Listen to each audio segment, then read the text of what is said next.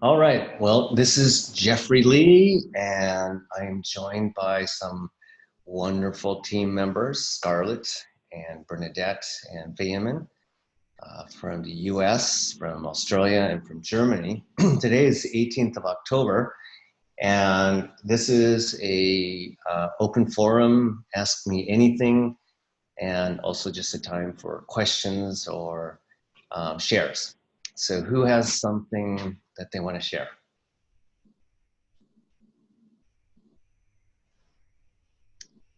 Scarlett Bernadette Feynman. Well, I like to share. I yesterday I usually don't get together with my dad, and yesterday was a very special day because I got to him, and usually we don't spend so much time he and I together, and usually it's family, my mom and him and everybody together. But yesterday we spent time together, so that was great. We could talk about many things, many different subjects, and that was good for both of us. Sometimes even though you are close to your family, if you don't get that reunion and you don't share that maybe some thoughts and communicate to each other, you just don't know. So it was great, and he knew what I was standing for now, and because he didn't have any knowledge what I was doing, he knew that I'm here because we don't live in the same city. My parents live 4 hours away from me. So it's just, he knows I'm here, I'm working, but that's it. He doesn't know anything else.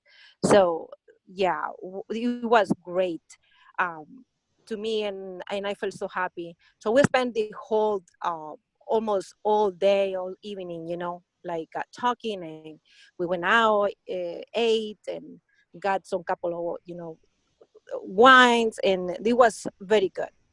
So that's I wanted to share with you guys. Nice. Okay. Well, so was this the first time you were able to share in detail what you're doing with SL21? This is the first time that I shared something here. Yes, in with SL21 in English. So he didn't know really anything about what you were doing, why you had joined SL21? Yeah, he didn't know anything about it. He just knew that I have this web site with the products, but he didn't know any details, Mm-hmm. Great. Okay. right? Yeah. Yeah. Was he So supportive? Was he supportive of you? he's he actually he just was listening to me, and he told me that it was that I was very smart to know my what is the best for me, you know. Okay. Okay. So he Well, didn't want to go or criticize to say me this is bad, this is good. okay. Because that's the way it has been all the our life. He's And that's why I respect him so much, and I'm very grateful he wasn't this kind of dad that impose his thoughts or feelings because you have to do this and because this is my way. So he has been very with me, like, if this is what I want, you do it, but you do it and work for it. Okay. Well, Scarlett, you are very fortunate to have a close family member that's so supportive. And and what a lot of people experience when they become entrepreneurs, and in particular when they join a network marketing company, is the ones closest to us who love us. Um, they oftentimes will become dream stealers. In Spanish, it's called ladrones de sueños, dream. Yeah. And unfortunately, this is the case, and it's based on their fears for us, and maybe in most cases, they maybe they've had direct experience with network marketing before, or maybe they just heard, and so they have a paradigm or a bias against it, which might be founded in personal experience and might not be. And this is one of the first, I would say, road bumps in the journey of an entrepreneur. And it makes me think of a biblical truth. In the Old Testament, God would reveal himself and speak through prophets. And if somebody actually was a true and real prophet, they would speak on behalf of God about what was about to happen. And if it didn't happen, then everyone knew that this was a false prophet and he would be stoned to death. But if what he spoke actually came to pass, then everyone would know that this was actually a person that was divinely inspired by God, and then would go on and have a career, not making any money out of it, but would be known as being a prophet, a true prophet of God. And so Ezekiel, Jeremiah, Daniel are some very, very well-known prophets in the Old Testament. And then when Jesus actually reached the age of his ministry, when he was 30 years old, and he walked for 3 years, people like John the Baptist recognized who he was. John the Baptist was also a prophet. And people that had been studying the Old Testament would recognize him because he healed people, he performed miracles. But in his hometown, in where he was raised in Nazareth, nobody believed him that he was the only begotten Son of God. Nobody believed, not even his own family. And so there's a very famous saying that comes out of it: a prophet is not without honor, except in his own family, in his own town, in his own country. So in other words, I have to work with that phrase because it's kind of worded funny. A prophet is not without honor, except in his own family, town, and country. So what it really means is that if it's a true prophet, which obviously Jesus Christ was way more than a prophet, but he also prophesied. There were like 350 prophecies, detailed prophecies about his first coming, when he actually was born in a manger, and they were all fulfilled with perfection. Now there's about 3 times as many prophecies about the second coming, and he spoke about these all these prophecies. So he was definitely a true prophet, but and he was given honor outside of his own people. He was a Jew, but the Jews rejected him. So he had to go to Samaria, which is outside of, and they were, the Samaritans were the Gentiles. They were considered like lower class people. And so he was basically saying that if you're a prophet, the people from your own family and town and country won't believe you. And that's why most of his miracles were done in Samaria, outside of his own town Outside the, and country. And he said yeah. that when he went to Nazareth, when he went to his own hometown, he couldn't perform the same miracles because nobody believed. And everybody that actually got healed, and he healed, it was based on these people believing. He said, your faith has made you whole. All the people who really believed who he said he was and who he really was got healed. And so this is what happens very, very frequently when people get into network marketing. Is it would be a spouse or a mother or a father or a sister that will oftentimes be our greatest opposition. It was for me. And so as you are building your team, you have to realize that this will happen more often than not. So in your case, you have a really supportive dad, and that's actually not the norm. So Yeah, it's I'm very blessed, but it's I'm telling you, my mom and my dad, but the rest of the family, no, my sister, my brother, is not really in the rest that I at the beginning I was counting that they are going to support me. They just like, you know what, forget it, you're crazy. I don't know what you're doing, you're losing your time, you know. yeah, So yeah, the rest of the family, but talking about my mom and my dad is something different. So I feel blessed for that.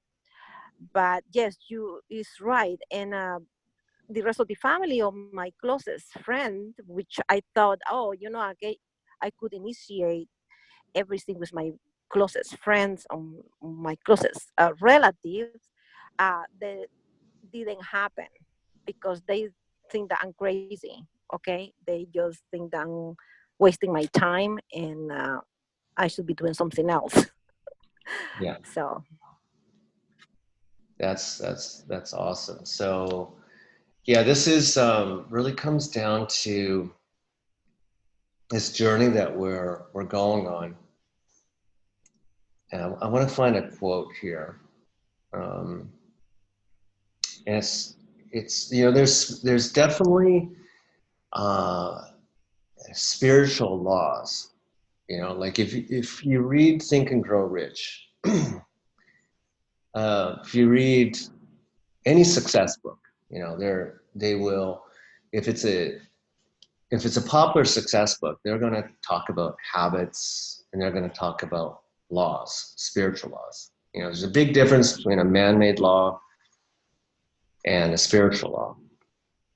And sometimes man-made laws are completely make no sense and are completely inhumane and are contrary to anything to do with human decency. Just think about a dictator or um, some of these people that the world has had to suffer, right? That have created, massive genocide and atrocities. So, so man-made laws are man-made laws. Now, spiritual laws, like for instance, the law of gravity. The law of gravity works 24/7 for every single human being. Whether we understand it or not, whether we believe in it or not, it's a spiritual law. And no man created it, right? The creator created it. And so that is when I do, my 45-hour training, the SL21 live, we start talking about these. And then people, we just, oh yeah, that's right. Law of gravity. We just take it for granted. Law of attraction is something that has over the last 10 or 15 years become just like a buzzword, law of attraction. And then there's the law of commitment. Law of attraction is interesting. Yesterday we talked about how to get better at inviting, the art of enrollment, and why it's so important to manage our emotional state. And 30 years ago, there was a book called Emotional Intelligence. And it was really the beginning of people even talking about energy and emotion. And I read it, and it just like blew my mind that there's all types of different types of intelligent people. Can be artistic, musical, mathematical, but emotional intelligence, this is the stuff that makes great leaders. The ability to manage our emotional state. And until I started to study this, I was the victim of my emotions. Emotions came and went, and I didn't understand why they came and went. They just came and went, just like the weather comes and goes. And then when I actually understood that emotions have a root, what happens before I have any kind of emotion is I actually have a thought or a belief. And a lot of these thoughts and beliefs that we have are subconscious, based on our programming, based on our culture, based on our past.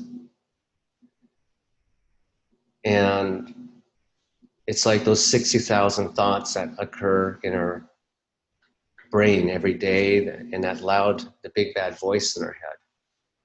It's just firing off thoughts left and right, like the New York subway station. And some of those thought trains take us to scary places. And it's the thoughts that if I can, the thoughts will then create the emotions. And the emotions will then influence the decisions and actions I make, which will then influence the results. So if the results are not what I want, what I have to work on is the root, is what was I thinking? Or what was thinking me? Interesting, what was thinking me? And most of the time, human beings, if you watch the movie The Matrix with Keanu Reeves, we're zombies. We're in autopilot.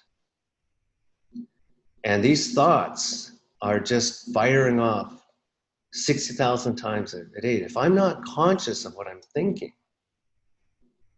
and if I'm not conscious of how I got programmed in my youth, and what the culture that I grew up in taught me, and what religion has taught me, there's just a ton of religions. There's thousands of different religions. There's one creator. And this is getting pretty deep, right? I believe God, the creator, created everything. The world, created you and me, created all the angels, and the world is his handiwork. You get into nature, you just look, and it's like, wow. Evolution is a theory. Nobody can prove evolution because nobody was here a million years ago or a billion years ago, or whatever the scientists in their leap of faith theory that they think is scientific. Nobody can prove it. And so it's also a leap of faith to believe in a creator. Obviously, I've had a lot of free time being team elite to ask these deep existential questions. I'm kind of rambling here, but the point is that that God gave all of us free agency, the free will to have 100% control over what we choose to think and believe. And we've all been programmed. As little children, we saw our parents as God. We saw aunts and uncles and, whatever religion you were raised in. And, I don't see Jesus Christ as ever being religious, and he's not religious. He's God. It's religion that killed him. And I see religion as a product of the devil. Honestly, all the religions that were created were his creation to confuse people as to the true creator. And religion, was what crucified Christ. Christ allowed that to happen. So we have free will. The angels, Lucifer, used his free will to rebel and recruited a third of the angels. So they have free will. We have free will. We have free will to choose our thoughts. And part of my success journey was to understand that, seek the truth and the truth will set you free. What's the truth about how you got programmed and how I got programmed and how your culture, the cult of your culture, programmed you to believe what you believe? And when I started to ask those questions, I was able then to say, well, does this belief really serve me anymore? Right? Or is this belief actually hurting me? And then I was able to clean house, so to speak, right? Yeah, this one doesn't serve me. This is not my friend. The only thing is that voice will never go away. That big bad voice in our head. So what I began to recognize is that, okay, it's you again. It's the obscene phone caller. I'm hanging up on you. You're that voice that says, be shy, Jeffrey, be introverted. I'm just going to hang up on you because you're not my friend. You're not me. You're not my friend. You just got programmed in. And then I move forward. And when we change our beliefs, we change our world. The most powerful thing we can do is to change our mind. But when we're unconscious of why we're having these emotional storms, maybe they're not even emotional storms, but we get into a very common habit of beating ourselves up or judging ourselves or getting discouraged or frustrated, right? So when I started to realize I'm the one that's actually allowing this emotion to happen by what I'm choosing to believe right now, how I'm looking at the situation. When we change the way we look at things, the things we look at change. So powerful, so incredibly powerful, so simple but not easy because, frankly, as human beings, we have such a high tendency for self-sabotage and self-pity, self-righteousness, and victim mentality.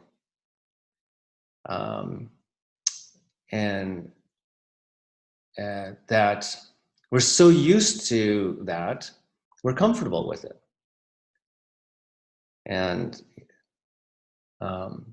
people, I remember reading something, I know I'm in hell, but at least I know all the street names.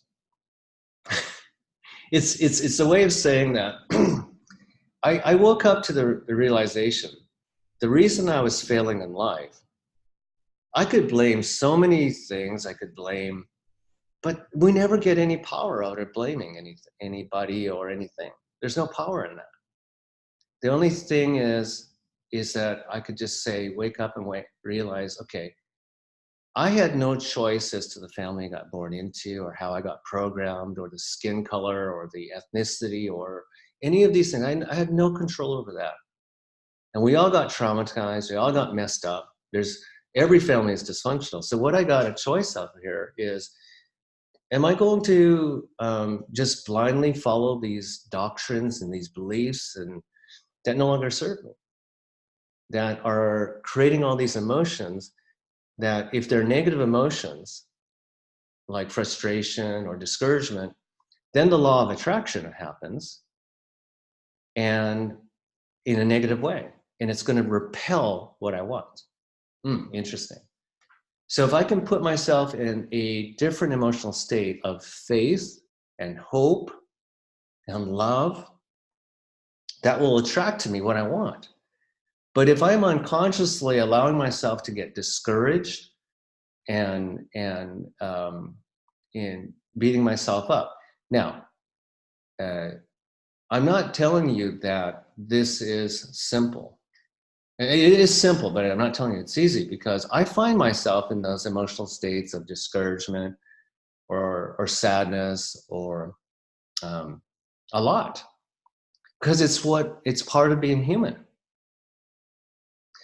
But we can learn habits to get ourselves out of those dark nights of the soul, and to get ourselves out of those hopeless moments. And I'm sure Gandhi had a lot of those moments. I know Jesus Christ had a lot of those moments. And Martin Luther King. Anybody who's ever done anything great, they had a lot of those moments. So we've come to the end of the time, and I hope that whatever you believe in, if you believe in Jesus Christ, awesome. If you don't, it's okay, right? But there's some spiritual laws I'm talking about here that work whether we believe in them or not. So choose your thoughts carefully. Observe your thoughts, observe yourself, what you're thinking and what you're feeling, because that will influence completely the decisions you make and the actions you take, and it will create your results. So with that, I'm going to open the call, and please state your name, where you're calling from as you leave this call. Make it a great day or evening. This is Jeffrey from Miami, Florida.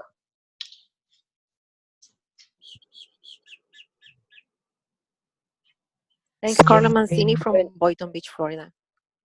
Bernadette, Australia. Thanks very much. Thanks, Jeffrey. Christine from Australia. Carol, Australia. Ciao. Thanks, Jeffrey. This is Fehmarn from Germany.